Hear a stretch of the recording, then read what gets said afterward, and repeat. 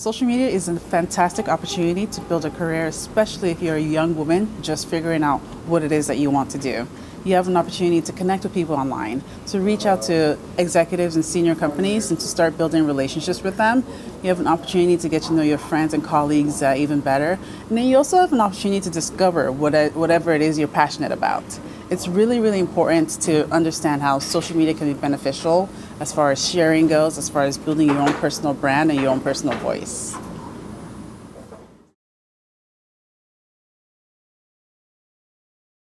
In a world that's increasingly global, online connections make it so much easier for people to share information and stay connected, whether it's on the personal aspect or on the professional aspect. So for someone who's starting and building their career in a different city, they're able to connect with people around the world who can provide an opportunity for mentorship, an opportunity for insight sharing, and also start building a personal relationship with them as well.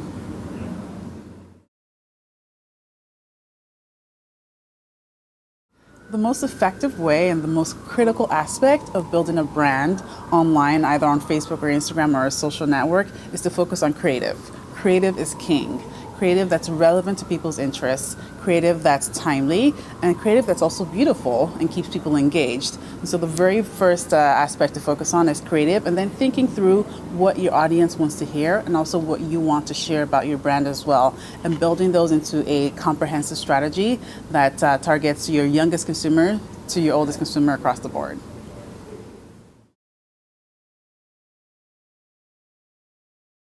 In a world where spending in-store and online is led by women, it's incredibly important for women to lead the conversations and to share insight about how luxury brands can best cater to their interests and needs, and also for luxury brands to really understand how best to reach their younger, millennial, and also innovating consumer. My goal and my dream is for luxury brands to be able to utilize social media platforms like Facebook and Instagram to be able to better relate, better share content, and also build a long-term relationship with women who are going to be invested in their brands from now until the next generation comes about.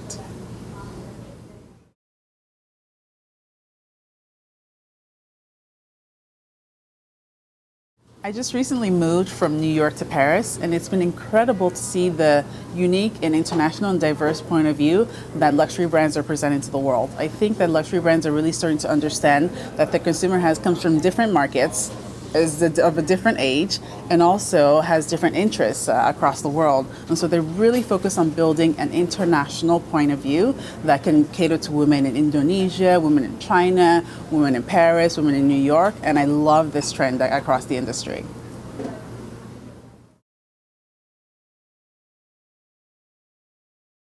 I was born and raised in Lagos in Nigeria, and I've spent my life living in different locations in London, in San Francisco, in New York, and now I live in Paris. And one thing that I really appreciate about having an international point of view is the opportunity to connect with people of different backgrounds and different cultures, and also improve my own knowledge base and understanding of how people interact and communicate with each other. I really, really appreciate having this cultural and diverse point of view as it applies to my work as well, because I am able to think through not just from one different point of view when building solutions for luxury brands or for my clients, but actually think through what that means from a more comprehensive and global point of view.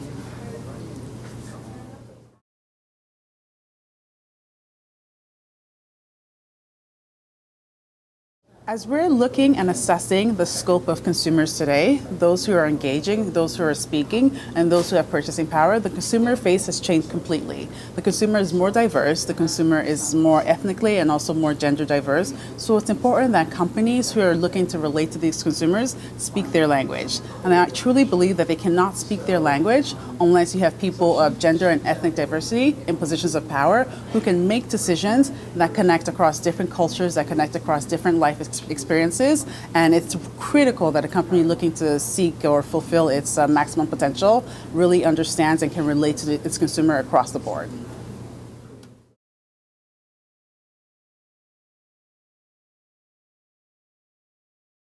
I believe that curiosity, intellectual and also relational, is really, really important for young millennial women who are looking to really understand and find their footing and build their careers in a corporate and professional setting. what I advise to any young woman who's looking to start working in a particular industry is to really understand who the decision makers are in that industry, and also take the risk by reaching out to them, to get to know them, to get to know their priorities, spending time with them, and also making sure to understand the lessons that they've had and they've experienced in their own professional careers. For example, when I started working at Facebook, I looked through our organizational structure to really understand who was who and who sat in leadership positions in each team. And one by one, slowly but surely, I reached out to them for one-on-one sessions for a coffee to have a conversation, learn about their priorities, and also start the beginning of a longer-term relationship with them. And I really do think that this focus on building relationships has really helped me build my career to where it stands today.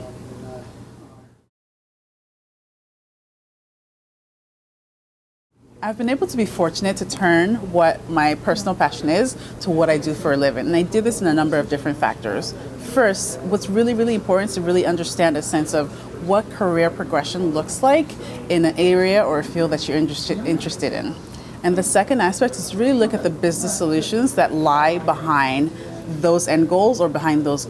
dreams. Because if you don't have a business solution in mind, it's really difficult to transition what a dream might be, whether it's to be an artist, whether it's to be a dancer, to be a painter, into something that actually turns into a concrete solution. And then the last piece is to learn as much as possible as you can about the field or the area that you're interested in. For me, for example, there are a set of luxury magazines and news outlets that I read every single day to make sure that I stay informed and updated as to what's going on in the industry. And when I'm communicating with my teams or communicating with my clients, I'm able to present them a very informed and educated point of view that actually enhances their decisions and their businesses.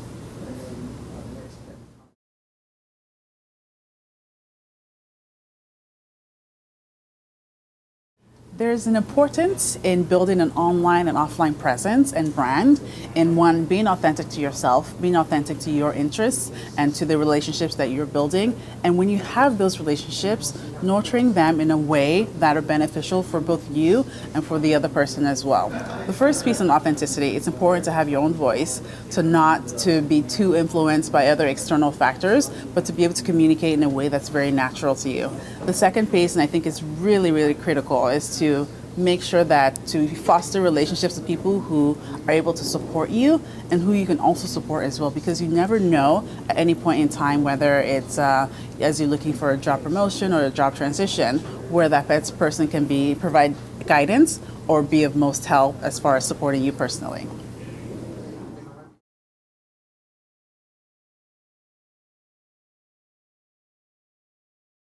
As I think about women who have had success or are beginning to have successes in their careers, it's really, really important, and my call to action to them would be to not forget about looking back at the women who might need their help. And so in the same way that they had support as they were building their own careers, is to look around them, look at women or people from different diverse cultural backgrounds who have potential, who might not quite know what direction they want to go into, and serve as a guide, serve as an inspiration, and most importantly, perhaps, serve as an outlet to educate about not making the same mistakes that you did, so that they'll be able to climb upward just as you did, and also that you'll leave a generation behind who's just as smart or even smarter than you to continue on this trend of building strong women leaders.